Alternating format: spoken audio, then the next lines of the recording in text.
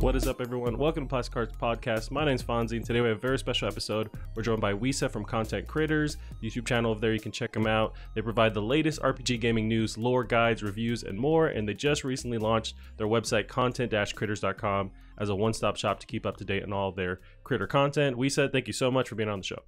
Thank you so much, Fonzie, for inviting me over. Hello, guys. What's up?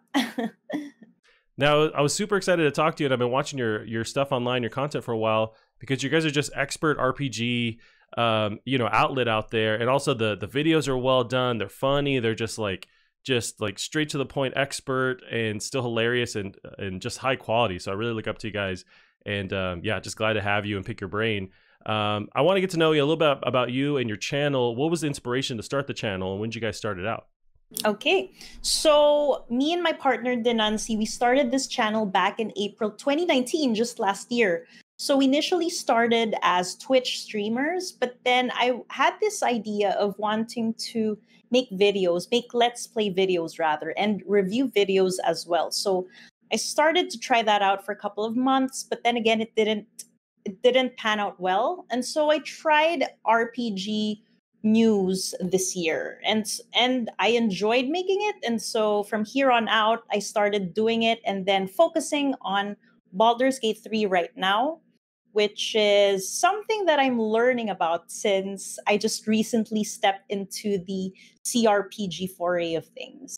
So gotcha. There. I know with Baldur's Gate, it's a huge world, huge lore, because it's based on the tabletop game. Was it Dungeons and Dragons, right? It's kind of based on that world. Especially the newer ones using the dice roll mechanic and stuff. It's really kind of providing like a digital or video game way to play that traditional tabletop. Have you played D&D? Are you a fan of that as well? Oh yeah, I played D&D, The Curse of Strahd, with a couple of friends last year. We weren't able to finish it, but it was super fun. And right now, to get my quick D&D quick fix, rather, I'm watching The Mighty Nine from Critical Role. It's so much fun. Like, I enjoy watching them because they're all talented voice actors, and I enjoy their mechanics as a group. So yeah. Gotcha. Yeah, they're huge. I have a buddy who's just like fully enwrapped in anything Critical Role, and no, I love picking his brain because I've never actually taken the jump into D&D, but I imagine it would just like consume my life, and so I guess I'm just like holding off until I can no longer hold off and then go full force. But do you play like with people online? Like how do you actually do it? Oh yeah. So we played using Roll20, I think it is. We used to play in the D&D Beyond space, and then we transferred because in Roll20 we were able to map out the locations properly. We were able to like track our movements, our character movements, and so on. And I do recommend, Fonzie, that you try it out because it's so much fun. Although we used to do it only once per week. We used to do it once per week because it was very time consuming. Like, each session is comprised of about 3 hours plus, especially when you play with a lot of people and there are so many actions to be done in a certain scenario. So there. Gotcha. And from the little that I understand about D&D, it's really, you need the right set of people, but also you need, is it the, not the dungeon master, but whoever's kind of crafting the story, that's like key for kind of creating something that's fun in general, right? Exactly, yeah. So gotcha. you have to have a good dungeon master for it to work, I think. I see. Now, besides just fully, encompassing your life with D&D, what other games are you playing besides, outside of the RPG space? I'm playing platformers. So I just recently finished Super Mario Odyssey. I had to think back if that's actually a platformer or an RPG. But that's one of the games I recently finished. And I recently played Animal Crossing, but I think I'll hold off to that for now since I've been playing it for 100 hours. But aside from that, I'm also playing other RPG games. So we can discuss that later. Gotcha. I know with Odyssey, that was maybe last year when it actually came out, or the year before that? It launched with the Switch, right? But yeah, that was maybe my favorite Mario game and my favorite game in the past 5 years. Like, it was just beautifully done. I love how, because Mario's been around for so long, they can do all these nods to like past things and just man, I just loved it. I love the levels where it's clearly a throwback to the Mario Brothers before. Oh my gosh, the nostalgia is just flowing Right. in. So amazing. And the puzzles, the new ones are very creative. Like each one is different from, say, for example, the quest before it. So really well done Mario game. Yeah, no, I was a huge fan of it, and just smiling the whole time, and just kind of brought back to being a kid. And although that ended as soon as I was trying to collect all the moons and do like the dark side of the moon stuff, Oh, yeah, I've never that's felt really so much hard. anger trying to complete those because it's just so hard. It is. I haven't completed those yet, though.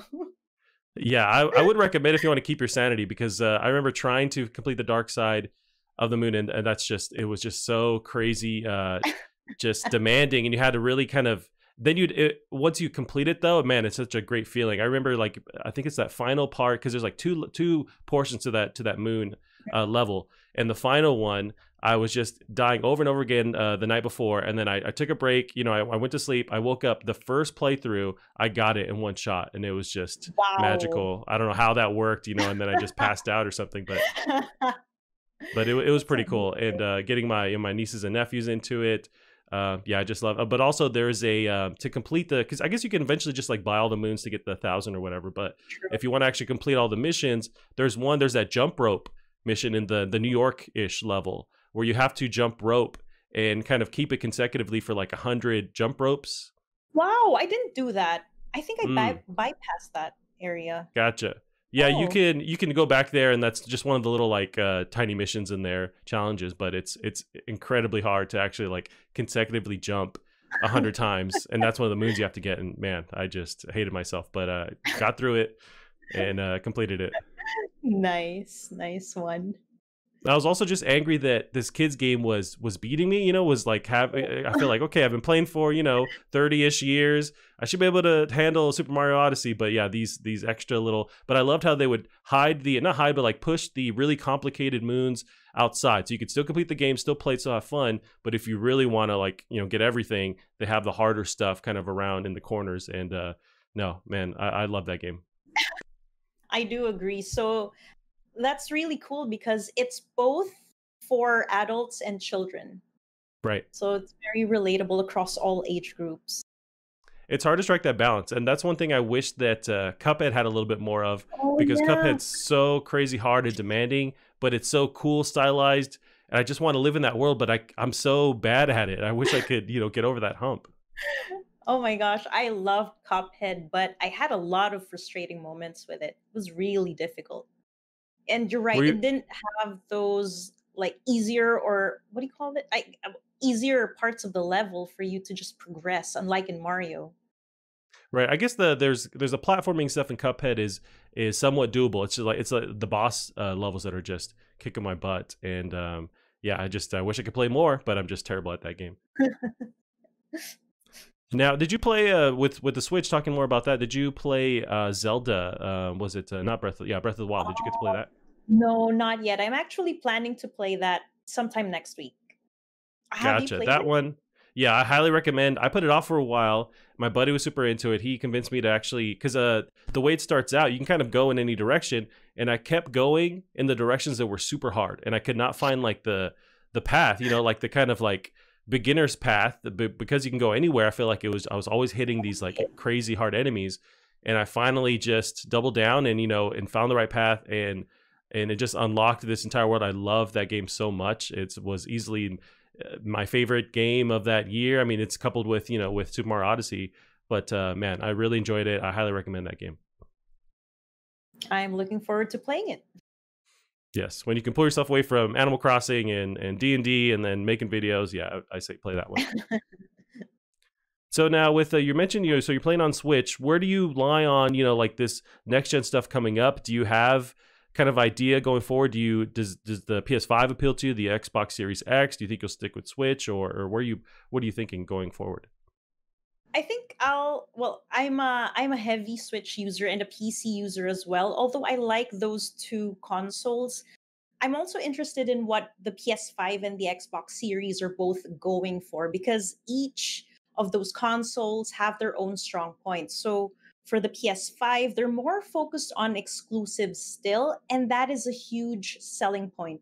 Although I'm glad that they're now looking into, but I'm glad that they're testing 100 plus games for backward compatibility as compared to Xbox Series X, which I think provides better service and is more consumer friendly because of the smart delivery option and the Xbox Game Pass.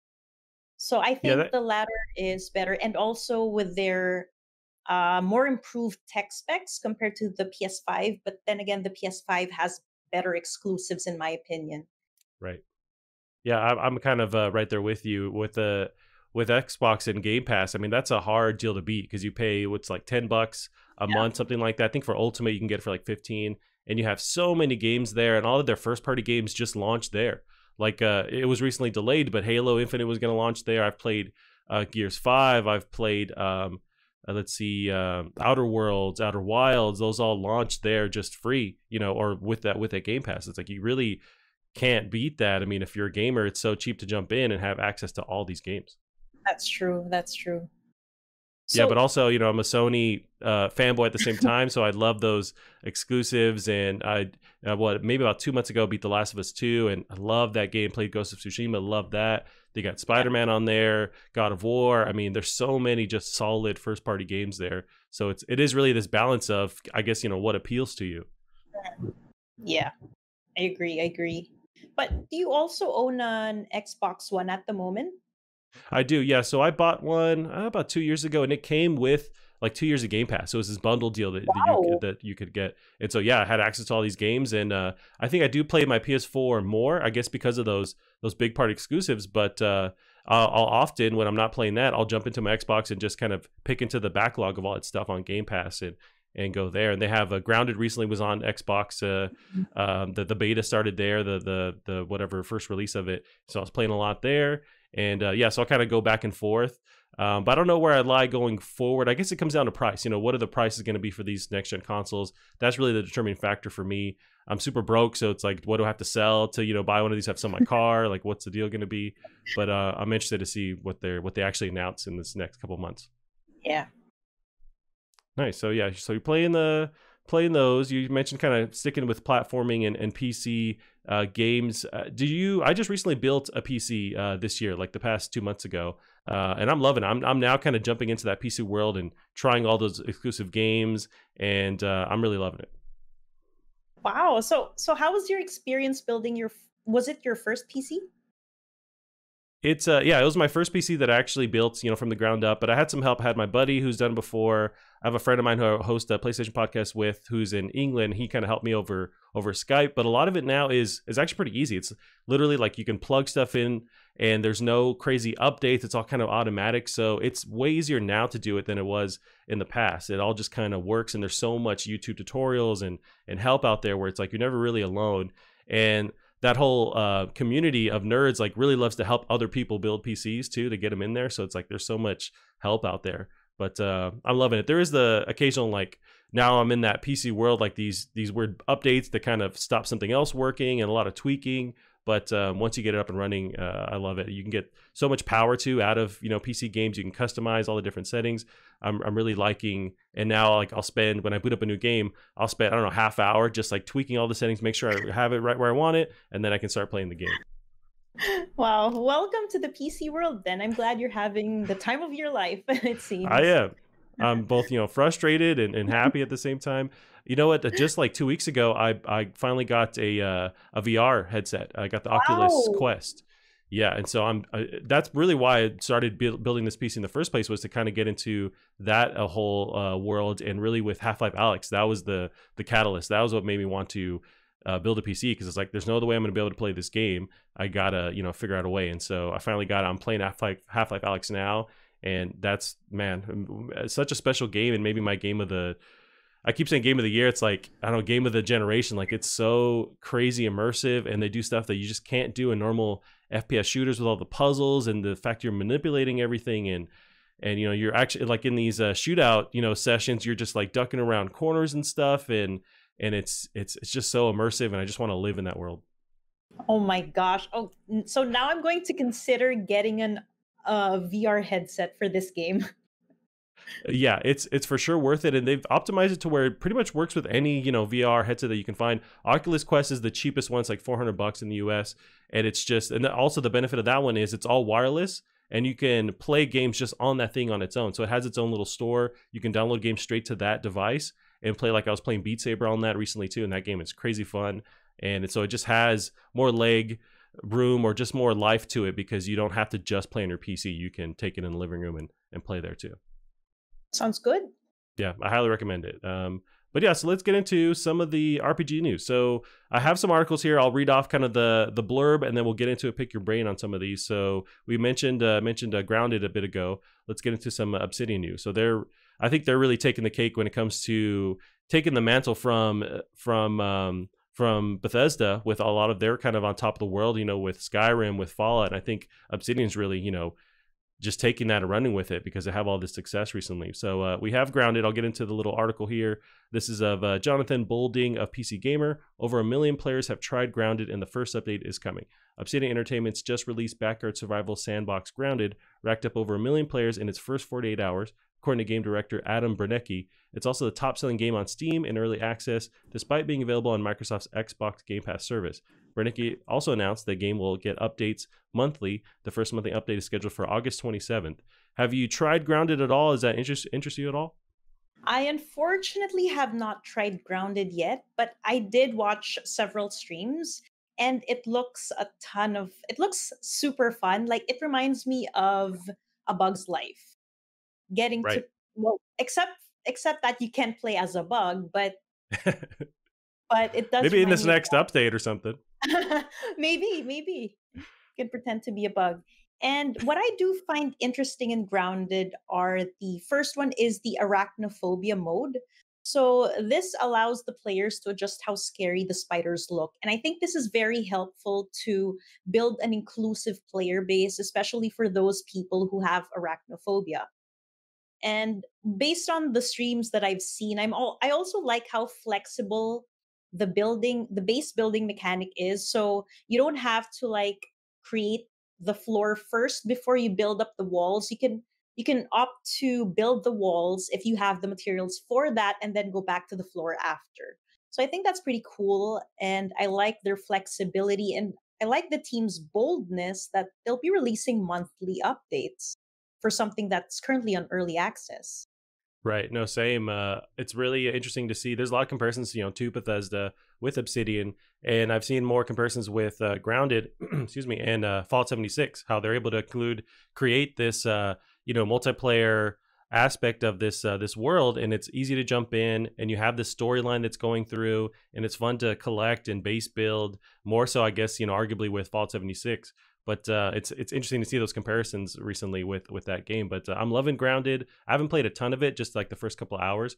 But I think what stopped me was those darn bugs. They're so huge, like the spiders. They're so scary. And you'll be kind of trucking along happy. You're building stuff. And then you turn around and there's this, 2-story high spider. And it's just like, I just kind of had to put it away. But I haven't tried the actual arachnophobia mode. I heard they did that. I need to actually tweak that and see what that looks like. With Fallout 76, have you jumped into that at all? What are your thoughts on that? I jumped back into it. I think it was 2 months back when they had this free option when the Wastelanders expansion was released. And when I was playing that, I actually enjoyed it. However, there were so many bugs. So there was this one quest where I needed to gather these harvest, and every time I go back to that path, the harvest is not clickable. I think it was corn. It wasn't clickable. You can't collect it no matter how many times you go back to that same place.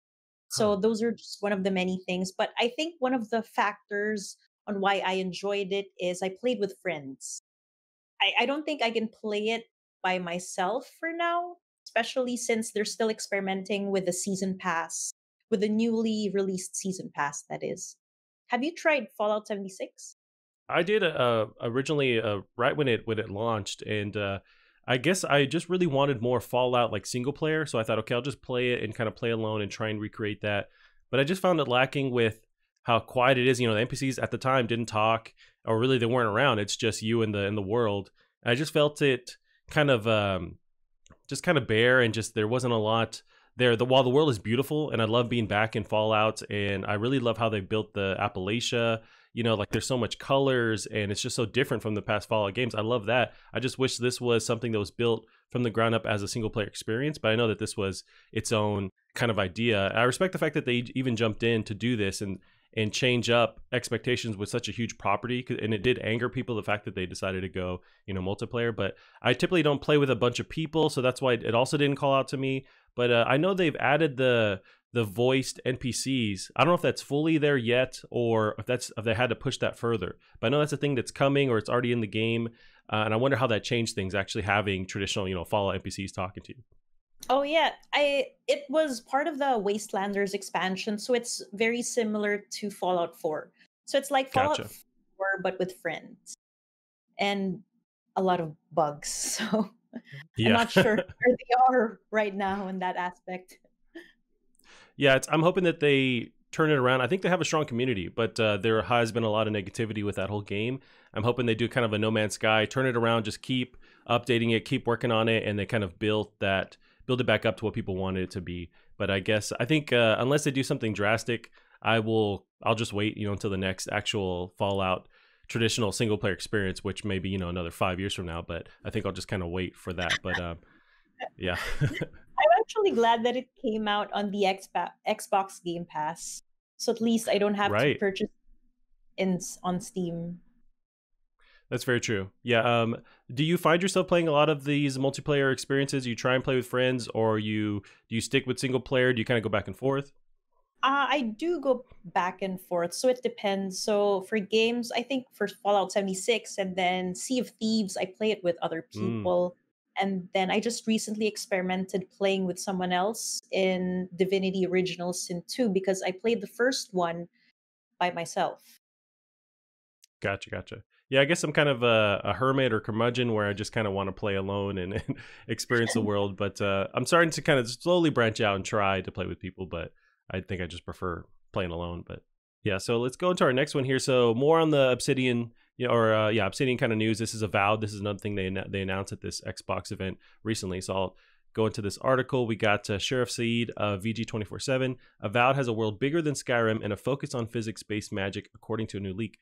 A new leak suggests Avowed could be a much bigger undertaking for Obsidian than we initially assumed. Avowed, the action RPG from Obsidian, was one of the surprise announcements of the recent July Xbox Game Showcase. However, little else is known about Avowed. Now, according to Reset Era forum member Sponger, the game is indeed an open world RPG that's several times bigger and denser than Skyrim. There are apparently 2 large cities in the game, and the open world has major landmarks and diverse zones. Avowed will feature real-time weather system where fog, especially or specifically, is said to play a big role. Unlike Skyrim, Avowed's world is said to be more reactive and interactive.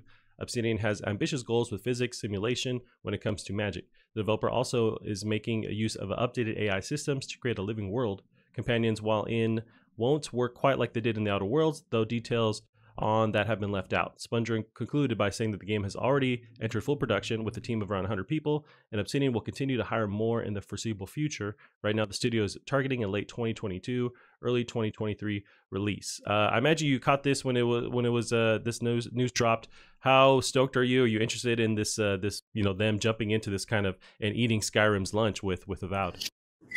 Yeah, I'm really excited. I like how Obsidian is tying this with their previous franchise, which is Pillars of Eternity. I like Mm, how they're connected, and I'm curious as to what the actual lore connection will be.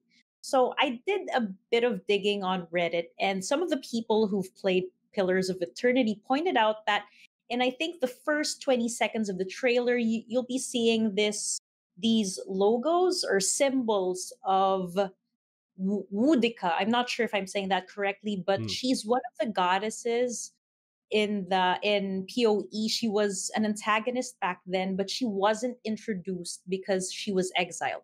So Wudika is an oathbinder or an exiled queen. So there's also an assumption where Avowed will be a prequel to the events that happened back in PoE.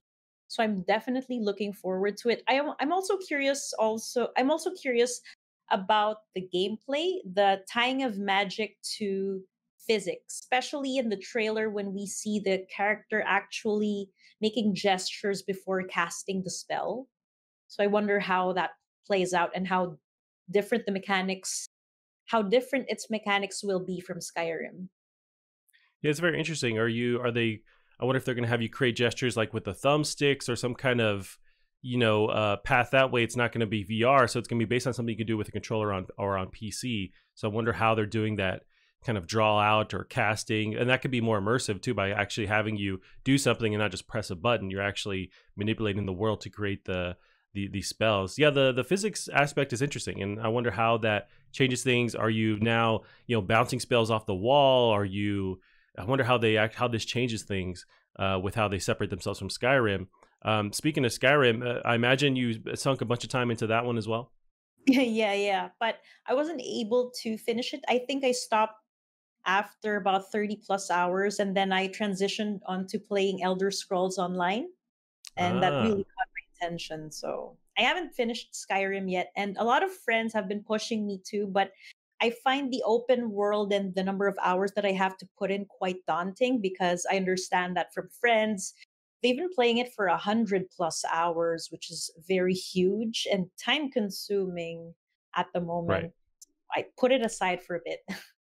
Gotcha. No, that's fair. That was always my hesitation with The Witcher. I've kind of dabbled in, maybe about, I think a good 4 or 5 hours, and I just got sidetracked. But there's just so much to do, so much in that world, and they definitely don't hide all the different quest markers and stuff from you. There's just like an just impact of everything that's on the screen, and it's kind of just like turns me off because there's so much there that you can dig into. And I feel like if I turn one direction, I got to do this and do that. And so it also kind of turned me off in the same way with that you had with Skyrim. But I guess with you switch from, interestingly, you switch from Skyrim to Elder Scrolls Online. What did Elder Scrolls provide that, or kind of change with that gameplay in Skyrim? What did that bring to the table that you enjoyed more?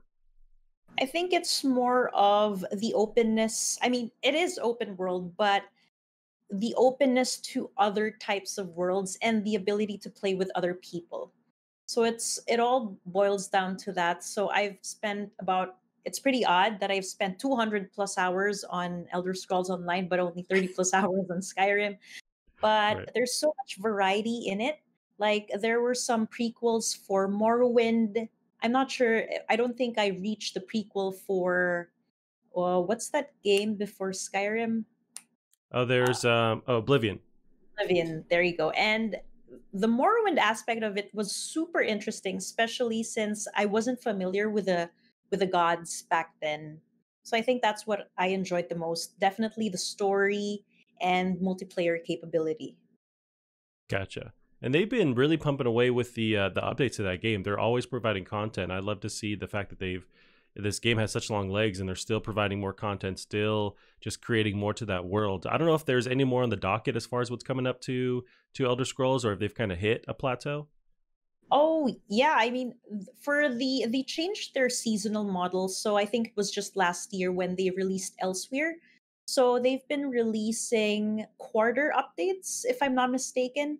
So it started last year where they dubbed the entire year as Season of the Dragons. So I assume they'll also be doing it for this year when they just recently introduced Greymore, which is supposedly connected with Skyrim. So yeah, they've been having a lot of updates lately. Gotcha.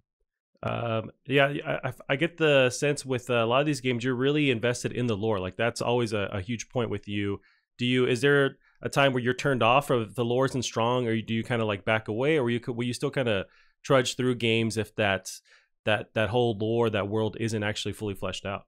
I try my best to finish the game as much as I can, because I can't stand I can't stand games when they're on Steam and I see it and it's not yet completed.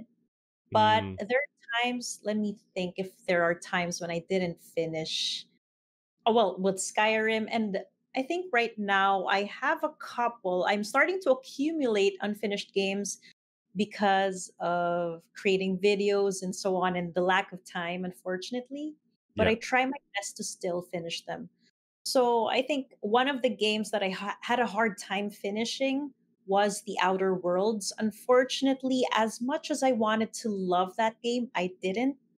I just found the story too linear and predictable. So unfortunately, but I did finish it, but I wasn't as happy to have played it as I should have been. So that's the unfortunate end. Gotcha. Yeah, I felt similar aspects with Outer Worlds. I loved what they were doing. You know, like it's campy, it's fun. It reminds me a lot of Fallout, but for some reason, yeah, it didn't attach to me with the lore. Also, the mechanics with melee and shooting, it just felt a little bit. I guess melee felt a bit more fun, but the shooting kind of felt just a little off. This is maybe where I would have liked that like VAT system where you can slow down and kind of focus on and pinpoint when you're shooting, something like that from Fallout. But yeah, overall, I love what they were doing, but it just didn't keep me there for the entire experience. But you mentioned your Steam library and how you really want to make sure that they're completed. I'm the exact opposite, where I buy stuff when it's on sale and I leave it to rot on my PC. Like I just don't I have no intention on ever completing it. But I respect the fact that you're finishing these games. Oh, well, actually, I was like that for a couple of years. So right now I'm checking out my Steam and I have like 220 games because of those Steam sales. I think it was just this year when I started to be aware to just hold off from buying all of these amazing games because I need to find the time to be able to play them. But yeah, I've accumulated a lot of games. It is very interesting because I'll complain about, nothing to play, nothing new coming out, but have this entire backlog. And it's just this weird thing with gamers where I guess we just want the new thing coming out, the new shiny thing, but there's so much out there that, it's actually the best time to be buying games because there's so many deals. With Steam, they have a ton of deals all the time, but also on like PlayStation Network, there's crazy deals. And I do the same thing where I buy stuff and it's there as well. But it's the best time to at least have access to all this stuff. And then you throw Game Pass in the mix. There's now just like too much content to actually go through.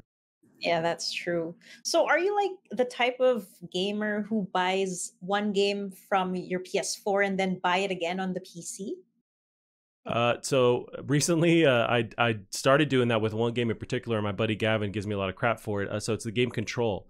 That came out last summer, and I really, really love that game. I love how weird it is. The mechanics are solid, and that whole world is so deep and strange, and they're able to just do anything in that world. And I love flying and manipulating the physics and stuff. So I bought it first when it came out on Xbox, just because it like performed slightly better there.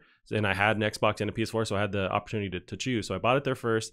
Then the DLC was announced, and it was first on PlayStation through some exclusive deal. So it was on sale on PlayStation Network. I bought it there just to be able to play that DLC because I love that game so much.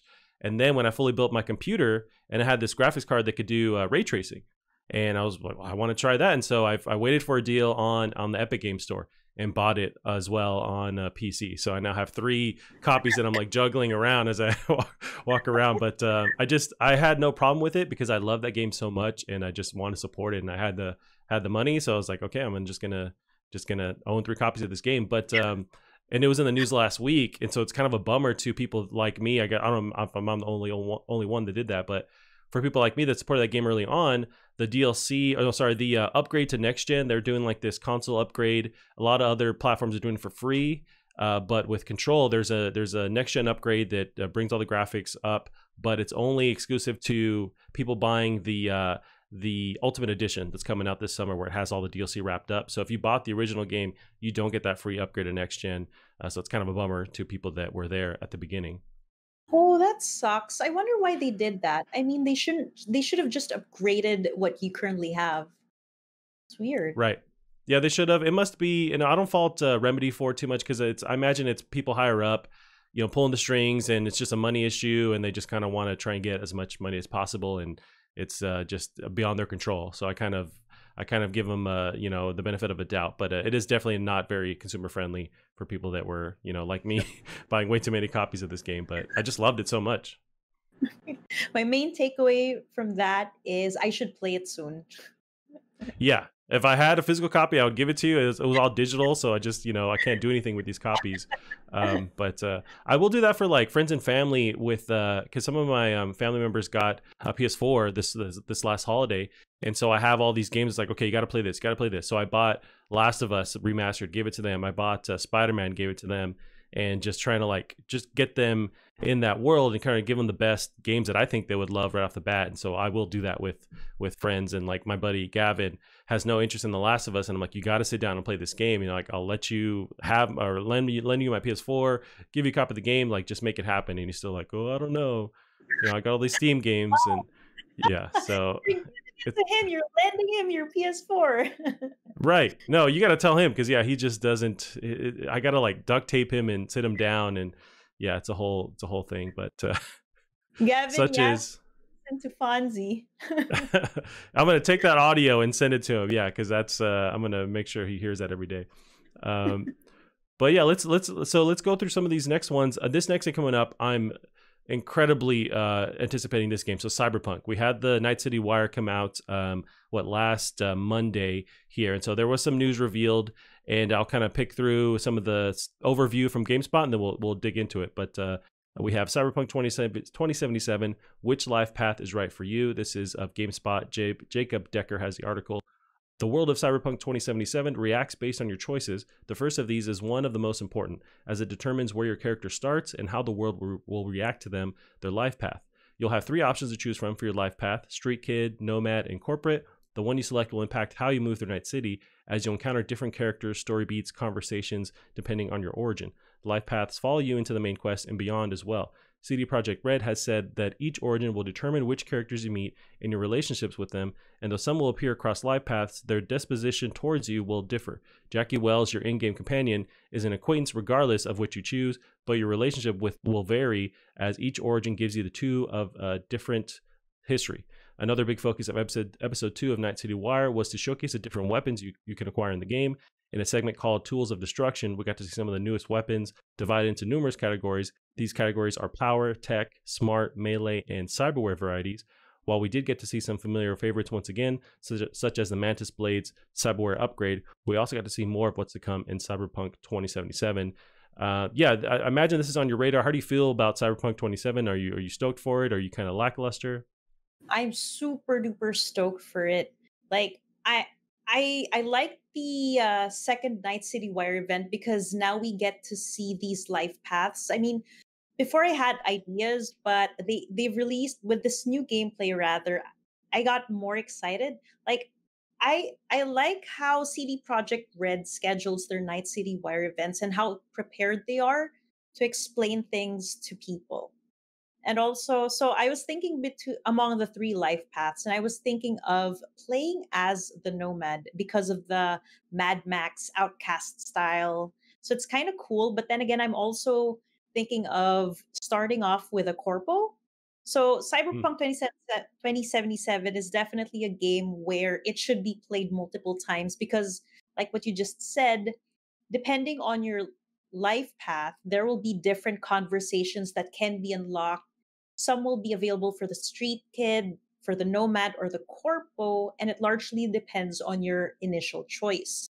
So I'm definitely looking forward to that choice-based RPG aspect. And together with what they just released, the Tools of Destruction, because I've always wondered how the crafting system will work. I do hope that they will discuss that in the future, though, since they're already tapping into the different types of weapons. Yeah, that's one thing that stuck out to me as well, is all the different customization you can do with the weapons. It seems like you can tailor it to the experience you want. I would love if, and maybe that's possible, but they have the different kind of categories with the weapons. If you can modify where you can pull from different weapons, different categories, and create this one weapon that has, you know, a little bit of the power, the tech, the smart, like it has it all kind of encompassed in one weapon. But even if they don't do that, I'm still fully satisfied with what they're showing. But yeah, you mentioned the Nomad is kind of what you're looking to first. I love that same, you know, aspect of it, that Mad Max style. And it seemed like they showed off more of the vehicle mechanics with the Nomad. Like I wonder if that's how you start the game, and that's more the focus, is having that vehicle, versus like say the Street Kid, if that's something that's further past in the actual storyline. I wonder how they're changing things up in that regard, or like they say the vehicle is unlocked or like close to get, you know, right from the get-go, depending on your lifestyle. Yeah, with especially that vehicle stuff, I'm really excited to see how they do that, because it's like full-blown vehicle combat you can drive around. I didn't expect them to fully flesh that out. I mean, I was just seeing early on they just showed the city, and I was, you know, fully fine with them just kind of digging into that part of it. But the fact that they're giving you just full range to drive around is insane. Although I did worry with the vehicle stuff.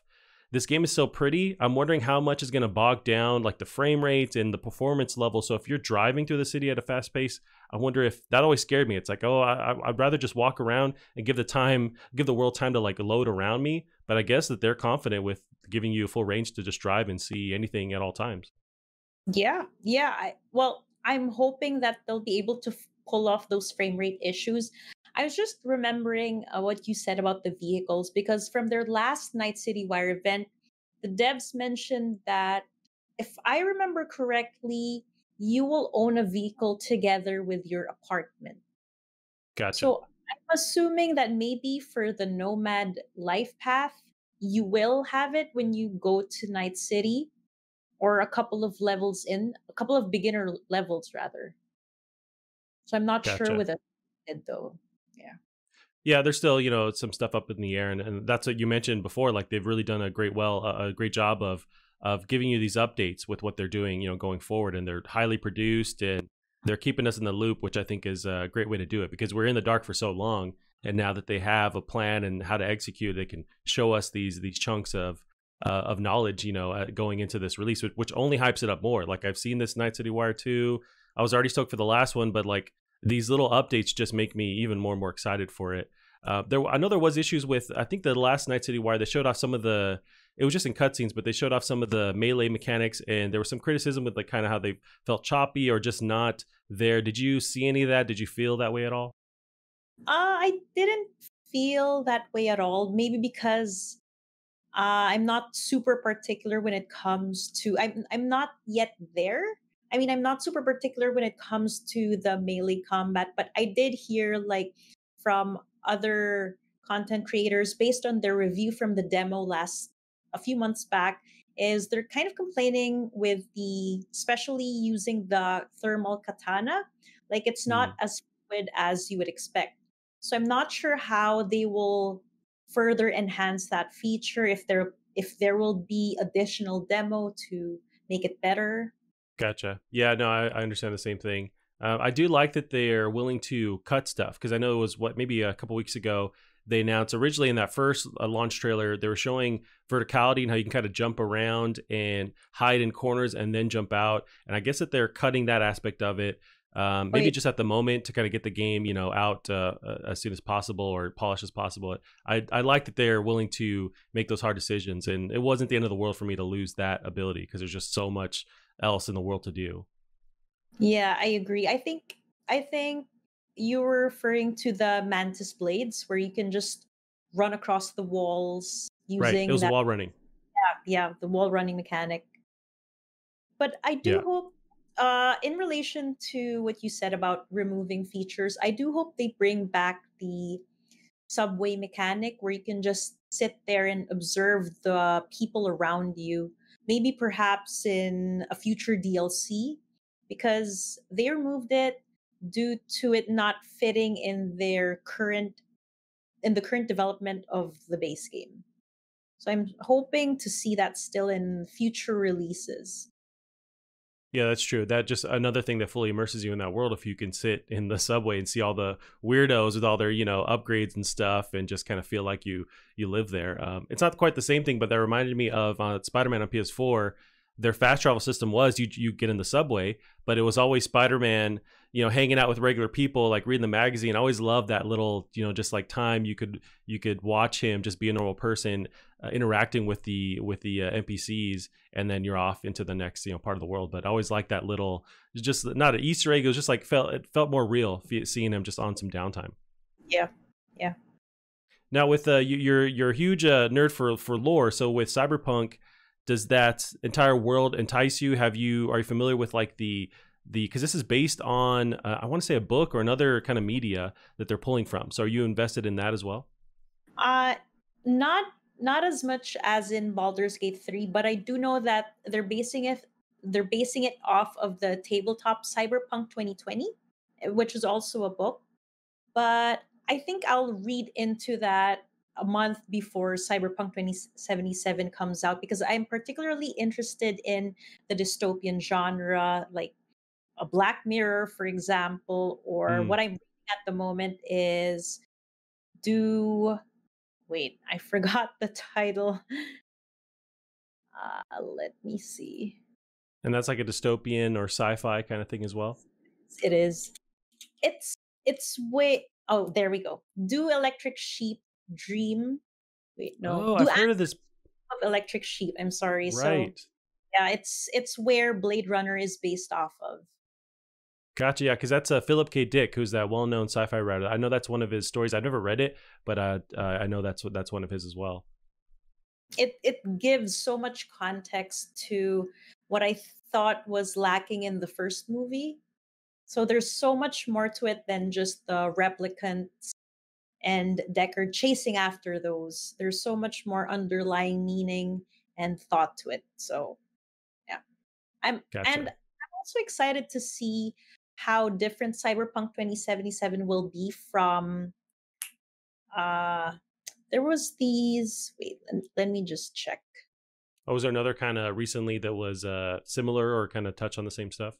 It wasn't released recently. It was. I'm pretty sure you're familiar with this one. It was developed by Square Enix. It's in the Oh, it's Deus Ex.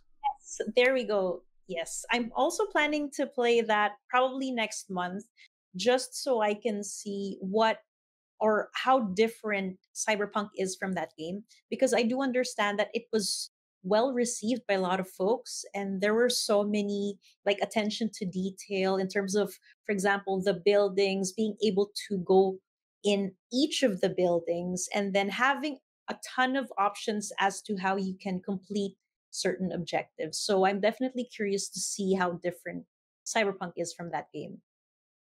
You know, that's a good comparison. My buddy Gavin was actually playing through one of the recent ones. I forget which is it. It's Deus Ex something Mankind. One of the recent ones that had released, and he was also same thing. He wanted to kind of get a feel for a comparison rather for going into Cyberpunk, and that's one that I've tried. I've jumped in on PS4. I forget the name of the recent one that I actually tried, and I And felt yes, yep, you're right. And I found it just kind of didn't latch on to me as much as I wish it did. Something about the mechanics, the movements, the just the way you actually proceed through the levels. Found that it just kind of turned me off. But he really loved it, so I kind of want to get over that hump issue that I had and actually try it and see what they do well and what Cyberpunk will maybe innovate on. And I seem to just whatever Cyberpunk is doing just calls out to me more. Give I guess the freedom, the ability to kind of choose how you tackle the world. I guess because it's just more brutal and just dark. I guess I kind of gravitate towards that as well. And the way I love the whole corporate aspect of it too. How they're just kind of maybe calling attention to stuff in real life. How there's just like this twisted aspect of corporations, and if they're given free realm to just kind of do weird stuff, they're going to do that. And I love how they're commenting on that, and also just like the dystopian aspect of the city and people at the bottom. And yeah, no, everything that Cyberpunk's doing, it's just I want to just put it right into my veins and just live in that world. who knows? I mean, maybe a few years from now, we will probably have cyberware available. I hope so. It's there's people that will, it's a whole like other aspect, but like there's people that there's like body modifications. People will put various chips in their body, but I've seen like stuff that like even very rudimentary stuff where it's like metals that will vibrate. So when you're close to your phone or your door, like it'll vibrate or it will unlock stuff for you. There's people that are now trying that, but it's like we're still in the dark ages when it comes to that kind of stuff. Yeah. But I don't know if I will be the first adopter. I'm gonna make sure they work out the kinks and the bugs, and then maybe I'll put the chip in my head. But Before you jump in. right, that's one thing I dug about. You mentioned Black Mirror. They have, I think it's one of the early seasons. They have the like either lenses or they're like replacement for your eyes, and you just have basically your phone in your eyes, and the other aspects and issues that brings up with just like personal stuff and social stuff. It's like it's a whole can of worms. But I love how they are also picking at the future and kind of inevitably where we're going too. Yeah. Yeah. I remember that episode. I think it's the first episode that I've seen, and it was just so horrific. I love the commentary in each of the episodes. And I do hope it picks up because, from what I understand, they're still planning to continue the series. It's just that now they're on a hiatus. I mean, the latest seasons weren't as good as the original ones. So I'm hoping they delve back into that darkness again. I agree with that. And I mean, I had a hesitation when they announced that Netflix picked it up because I liked how it was just like I got this British vibe to it. I liked how it was in those first seasons, and I feel like with Netflix taking it over, do they just kind of change it or make it not as what it used to be, or maybe feel hesitation to jump into some of the issues they jumped into? But yeah, so but overall, I dug it. It's definitely not with that show. I have to do it in spurts because it's not the happiest show to watch. Like you definitely don't feel any better about yourself or the future, but it's kind of a bummer. But I do, I really dig that. And I was a fan growing up of like the Twilight Zone. I loved how the Twilight Zone wasn't afraid to not end it on a happy note. They were often dark, like super dark. And so I just love that aspect of it as well. Yeah. Nice. So we're highly anticipated Cyberpunk. Do you think that with this was also kind of combined in the news with Halo Infinite being delayed?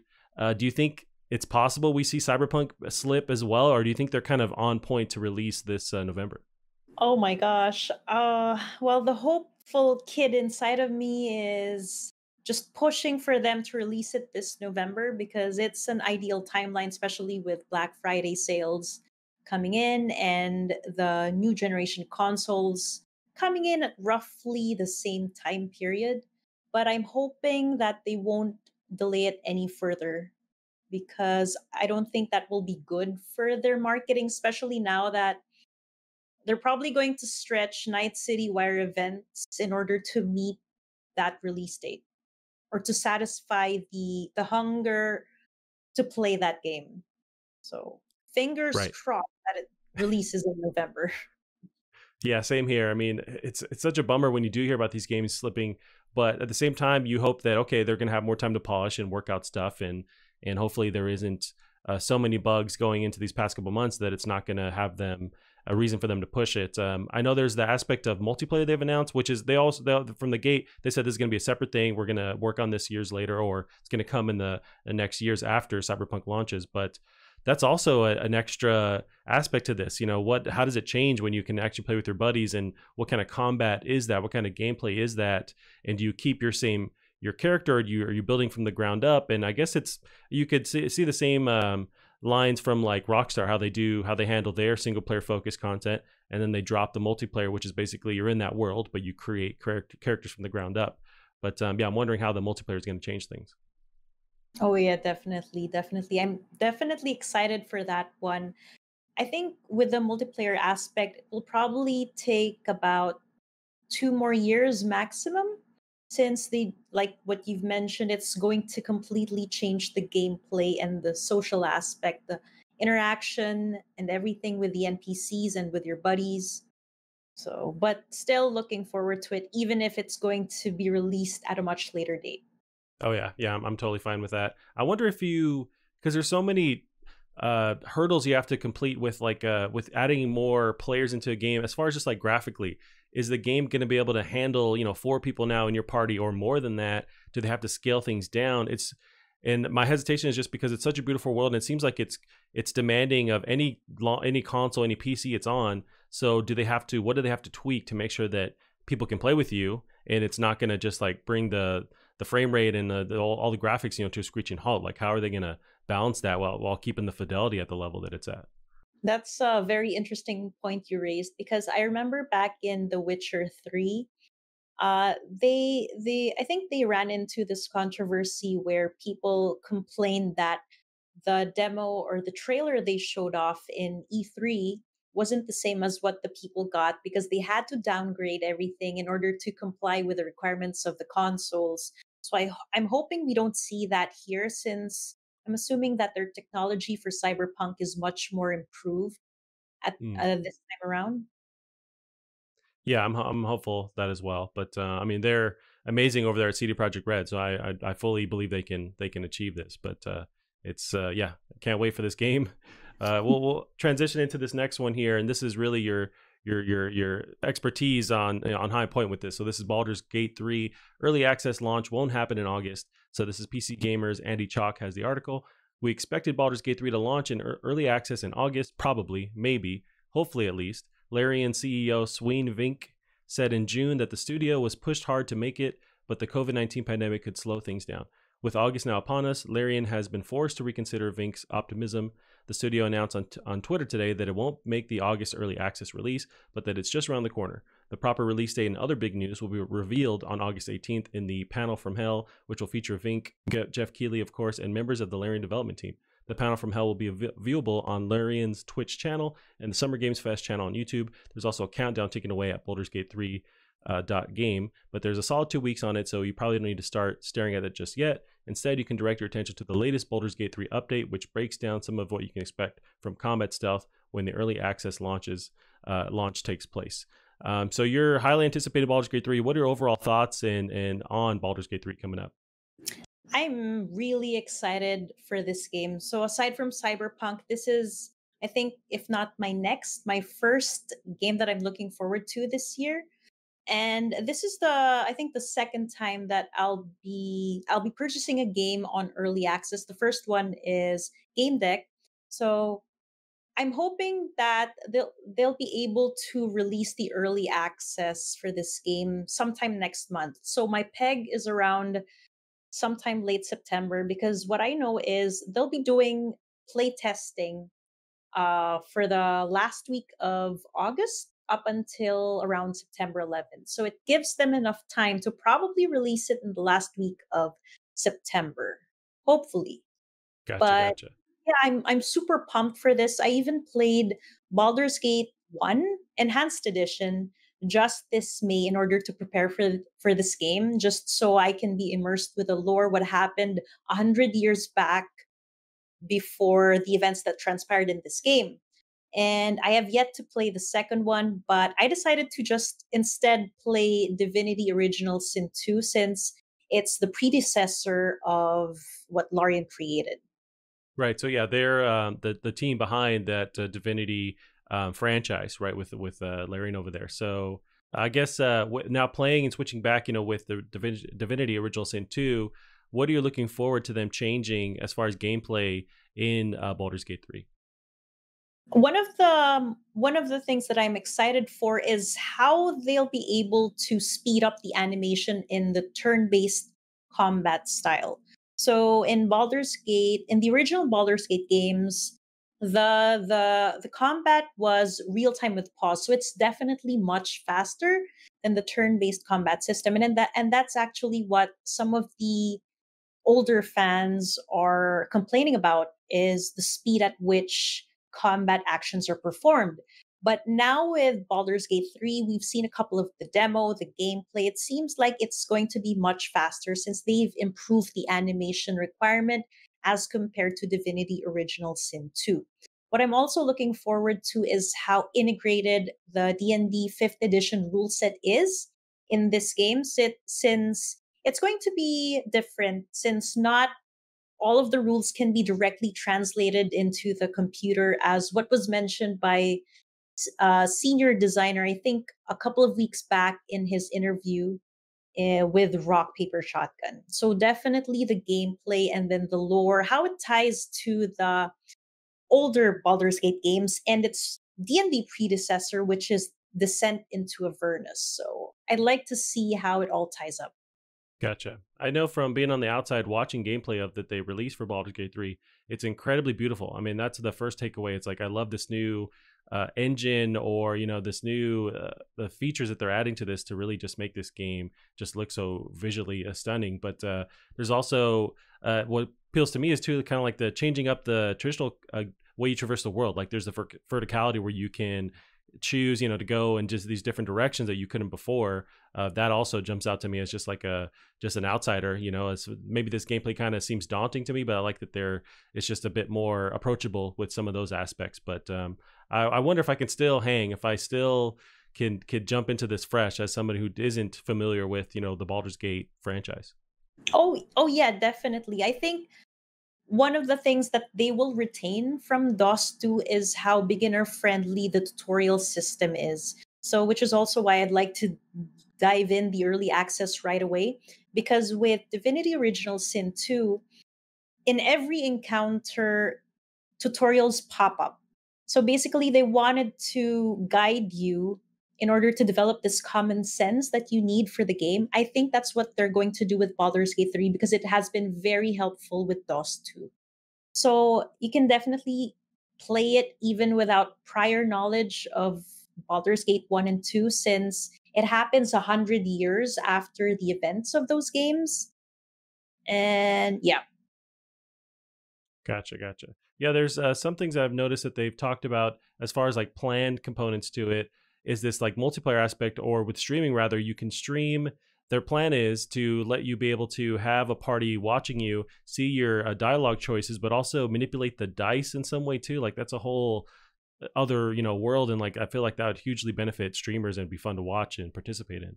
Oh yeah, definitely. I mean, it's going to be in the viewer's hands, whatever happens or whatever roll you get from the dice. That would definitely increase the randomity or the randomness of the die roll and what will happen to the characters. So I'm hoping they pull that off.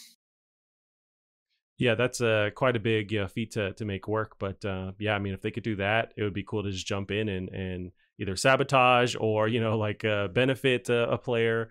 But yeah, and also I find that whole dice roll visualization interesting too. How you can see it on screen, you can see and it's kind of tense watching that roll out and not knowing where it's gonna fall. But it seems like it's a great way to lend it to the actual like tabletop version of D&D.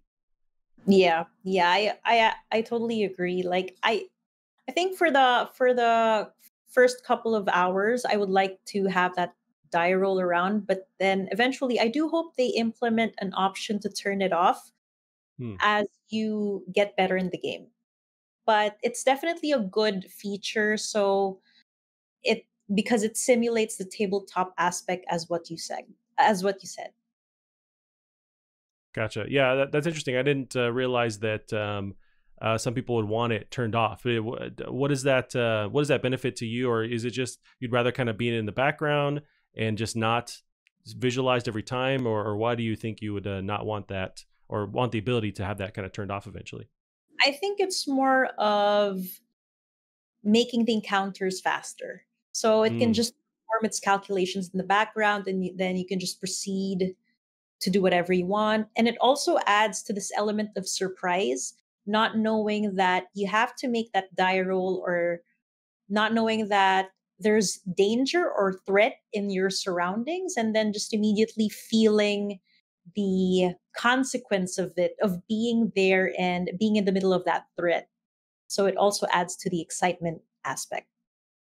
gotcha. Yes, I mean this is it's a bummer that this early access has been pushed, but I imagine you're highly anticipating this. With early access, do you know if they're going to release? Is it like a portion of the game? How does that work? I imagine it's not the full fledged game, or just like the early aspects of it. So with early access, Sven said that they'll be releasing, I think it's similar to DOS 2, where they released the entirety of Act 1. So I think they're going with the same route, except that Act 1 in Baldur's Gate 3 is much bigger than the one in DOS 2. So I imagine about 30 plus hours of content into it. And not accounting for how many times you replay the game because of the different characters available and custom characters as well. Gotcha. Now, how responsive is that dev in previous games, like you mentioned, Divinity, with listening to that community? Once these games launch in early access, do they take a lot of feedback and actually manipulate the mechanics and adjust stuff, or is this just almost like a just a glorified demo, or are they actually listening to feedback and adjusting further? They are actually listening to feedback. So, one of the primary complaints back in February when they showed off the demo was the past tense style of narration with how the characters responded. So, because of the negative feedback, they immediately changed it. And I think the second demo was back in June. They showed off a present tense narrative style rather. And so not only that, and I think with gameplay they further enhanced the animation to make it look faster. And they're generally good with feedback because in Divinity Original Sin 2, even up to now, they continue updating the game and adding in gift bags, is what they call it, or free DLCs, which they deem beneficial uh, based on some of the mods that players have made for the game or based on the suggestions of some players. So I'm really looking forward to how open they are when it comes to their community and what changes they will still make to further improve Baldur's Gate 3. Yeah, I mean, I'm excited for you. I don't know if will be something I jump in early on, but I'm maybe with like a console release, something to that nature. But I've always wanted to jump into more of this style. This also reminds me of like, say, maybe not the same quite the same thing, but like Diablo. That gameplay also, I was curious about it, but I've never fully jumped in and sank my teeth into it. But it's just they're such highly renowned games, especially Divinity Original Sin 2. Just it was like top of the game of the year, you know, when it actually launched. So I've wanted to jump in. It's just I don't know if I will, or maybe Baldur's Gate 3 will be the first one for me. Mm-hmm. Oh, that's great. I do hope that you try out Divinity Original Sin 2 eventually. It's a fun game, but the learning curve is quite steep. And I Mm, say this because I just recently got into CRPGs this year. So it's quite steep, but as long as you're patient with it and the story is interesting, as long as you're patient with it, you can definitely move forward. gotcha. That's good to hear. So maybe that'll be the first one that I try out. But yeah, so we'll be anxious to see some of the news that pops up and how that early access is received by players. So now we'll transition to this last article here. This is Gamedec. I know you mentioned you've been trying this and you have that video up on your channel right now. So I pulled some impressions from IGN and we'll see how you feel, if you feel any of the same kind of thoughts on this. But this is IGN's John Ryan, Gamedec first hands-on impression.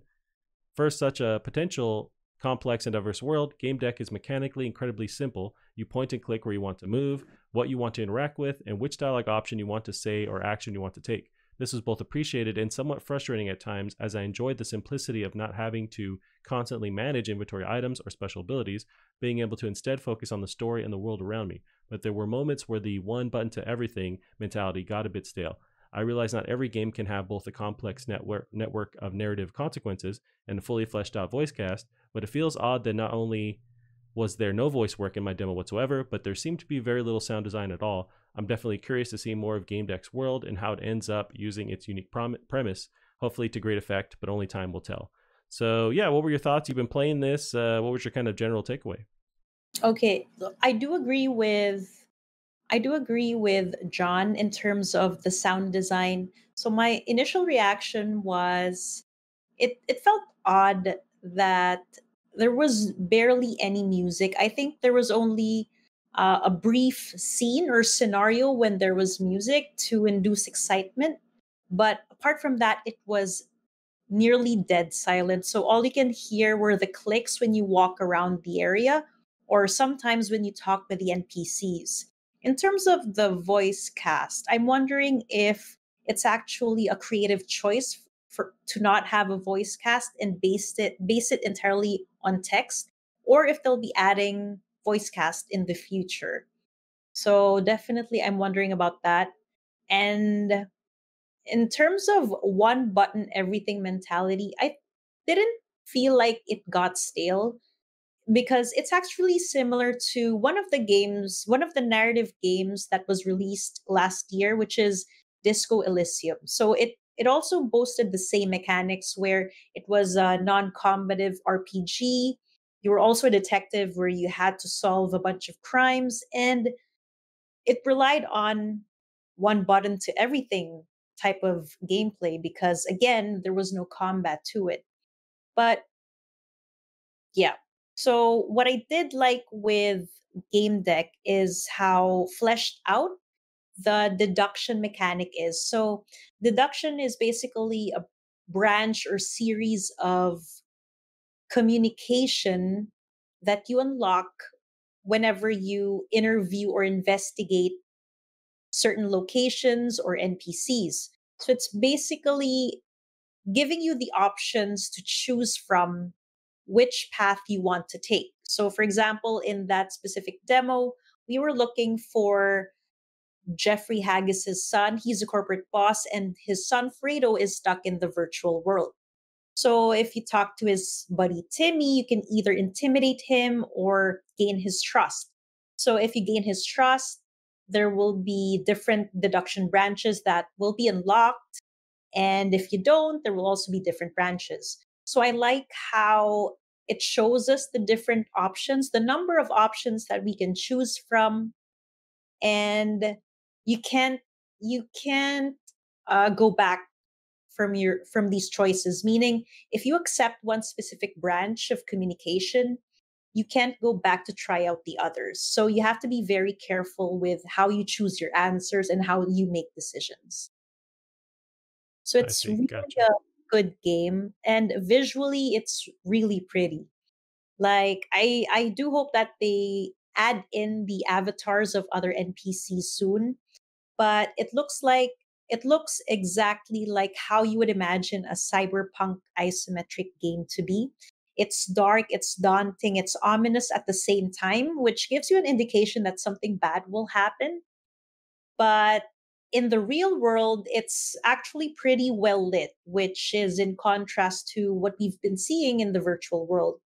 So I'm excited to see what the other worlds will be because the devs mentioned that it won't be just one virtual world. We'll be going through a lot of them. So there. Yeah, that's one thing I've noticed from gameplay. So because you're this investigator traveling through the different like VR virtual worlds in the game, that really opens up like all these different themes that they could showcase because you're jumping. Seems like you're jumping literally into that person's playthrough, and then you're then navigating through that world. So I feel like that's a what a cool idea to be able to showcase all these different. So you can go into like um, some kind of Middle Earth thing. You can do like futuristic. You can do current day. You can just jump around to all these different thematic stuff, and all within the same game. That was one takeaway I thought was really cool. With the I wonder with so this is early or pre-alpha, that they released this beta or this demo rather. Do you think it can it hurt the experience by not having the features in there yet? Because I imagine they're gonna add more effects with sound, and I don't know if they fully announced that they're gonna do an actual voice cast or just stick with the text-based stuff. But there's features that are maybe not there yet. Does it hurt your experience and maybe can it turn players off releasing too early with this demo? I think it didn't turn me off from the game because I like the core gameplay of it. So at least now I get to experience what they've been talking about for a few months now. And what what actually happened is I'm more hyped to try it out, to compare the different development stages across all of the demos that they'll be releasing in the future. So I definitely would like to see the feedback of the community be implemented in future demos and how they grow and how they progress in this game. Gotcha. Yeah, that's another touching on another aspect of the gameplay they showed off, and you mentioned it too. Whether it's I forget the term of it, it's like the logic line or that dialogue line. You can see the actual points you can take when it becomes unlocked, and also like the different options you have with dialogue now, and maybe stuff you missed. So it encourages just replayability. It reminds me a bit of. Not quite the same gameplay, but there was a Detroit Become Human was a game come out a couple years ago, and it was heavily dialogue based and choice based. And once you made a decision, at the end of the level, it would show you all the stuff that you missed, or the fact that you missed a bunch of different points that you could have done conversation wise and just investigating the world, all the stuff that you missed out on. I love when they show you that, hey, there's all the stuff you didn't do, so it just encourages you to play it again.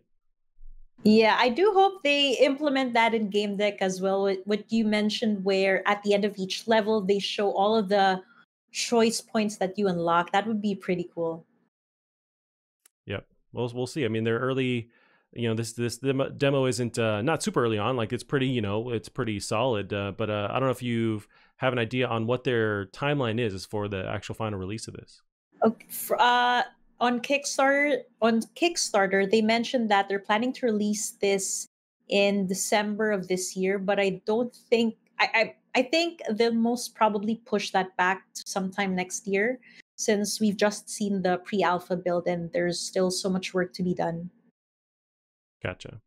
I didn't realize it was a Kickstarter property. I wonder how successful that Kickstarter was. I wonder if that was it one of those right out of the gate they kind of secured all the funding, or is it kind of a struggle, or I wonder how that. They're pretty successful in their Kickstarter campaign. So The game that I mentioned earlier, Disco Elysium, the devs for that actually retweeted their Kickstarter campaign, which was how I saw this game. And it took them only, if I'm not mistaken, a month to hit more of their pledged $50,000 goal. I think in the Gotcha. first Yeah. hours they already hit it. That's awesome. I mean, yeah, I'm seeing the 50,000 was the goal, and they went to eventually 171,000. So that's awesome. It's pretty interesting with Kickstarter, where I've talked to some indie devs, and it's a whole world I didn't realize. Where if you don't, there's an actual percentage that you can lock down. It's something like 80% of projects, if they don't secure their funding right out of the gate, then they end up not succeeding. So there's not that gradual increase where they barely make it. If you're not out of the gate hitting these big numbers, then most of the time your project just doesn't get funded. So there's no slow trickle and to finally reach your goal. It's like if you're not coming out and showing the fact that people are pledging, then people won't pledge on top of that, and you don't go anywhere. So you kind of have to be successful right from the beginning. Oh, wow, that is hard. Yeah. Oh.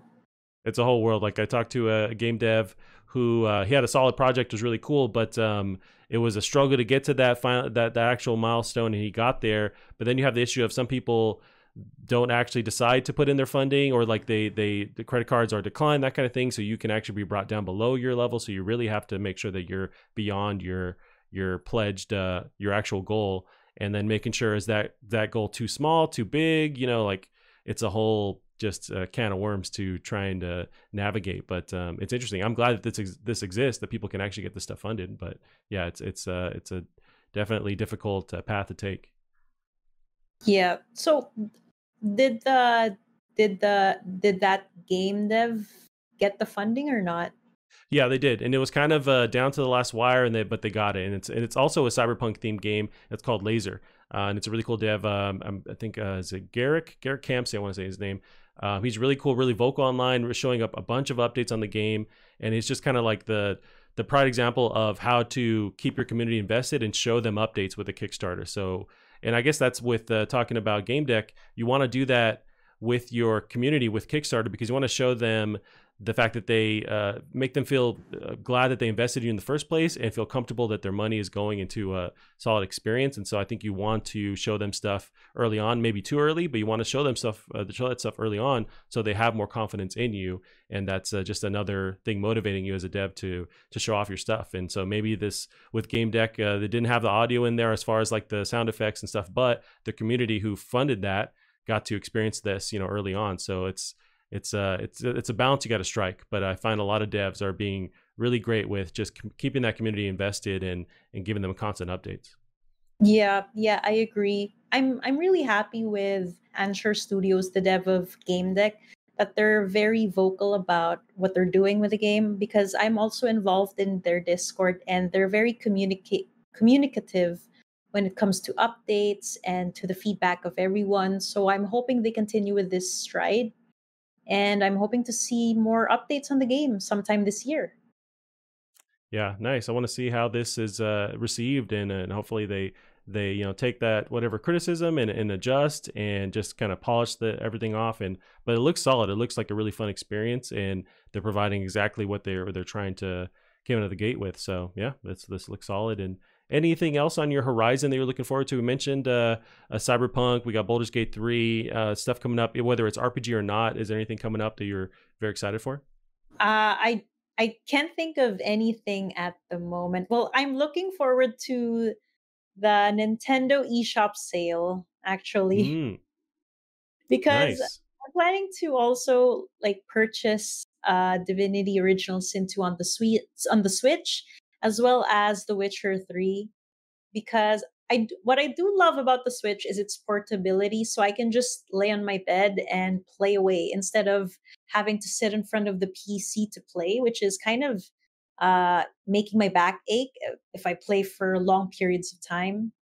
So definitely the eShop sale, but no other games at the moment because Baldur's Gate 3 and Cyberpunk actually just satiate my desire for new games at the moment. Yeah, and those are games. There's so much content. I mean, you're going to be playing that for a while. So and then you have now the time to pick up that backlog, and so yeah, I mean, you're all set. There's so many games that I need to be playing anyway, so I shouldn't be looking to the future. I should be looking to the games that I own. But what are you it's a currently struggle. playing aside from Control? Yeah, there's Control. There's Half-Life Alyx. I'm fully immersed in. I'm still about halfway. There's actually a lot of content in that game. It's not just kind of a test demo for VR. It's like a full-blown campaign, and so I'm loving that. I'll switch between some multiplayer games. There is a game that launched it's on PC, but it's also free on PlayStation Network. It's called Fall Guys. It's this kind of like massive. It's not a massive multiplayer. It's like a sort of like Fortnite. There you go, Battle Royale. We jump in. I'm loving it. It's super cute. The physics are, they work, and they're frustrating when you can get like pushed off a level. But man, it's so cool. Yeah, my friends have been pushing me to buy it as well. Maybe I'll try it out, but I'm having so much fun just watching them, and yeah.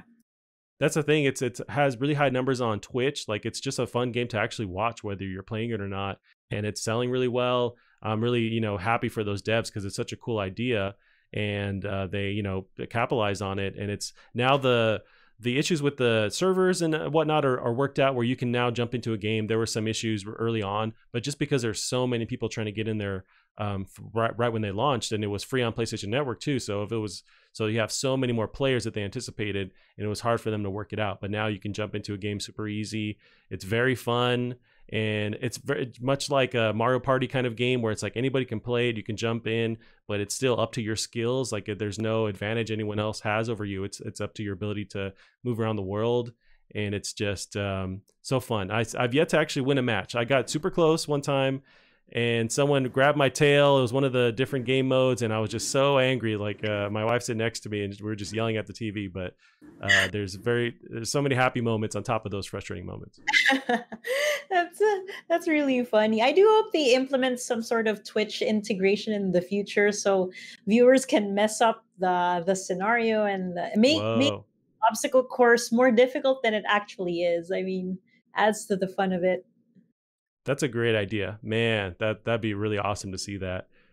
Yeah, I mean, they're blowing up, so I'm excited for that dev, for that team, and for more people to play that game. I think it's right now just on PC, just on PlayStation, but you have to imagine eventually it comes to Xbox, and I think this would be perfect on Switch too. And it's such a just like family friendly property, like anybody can play it, and yeah, I'm super excited to see that game just continue to grow. Nice, Wisa. So yeah, we've hit our time here. We can end it and let you go. Where can they keep up with you online? What's the best place to stay aware of all the content creator content? You can catch me on Twitter. You can catch me on Twitter at Wisa_IS. I'm supposed to shorten it to just 4 letters, but I don't think Twitter allows it. Either that or that name is probably taken. Or you can check out my YouTube channel, Content Critters. So it's youtube.com/Content Critters, or what Fonzie mentioned earlier, our new website, which is content-critters.com. Awesome. Well, thank you once again, Wisa, for being on the show. It's been awesome talking to you. Your channel continues to be a huge inspiration for us, just with the quality and how fun and interesting you guys are. So we'll definitely keep on track and watching you guys. Yeah, we'll end it there, and we'll see you guys next week. Bye-bye. Bye.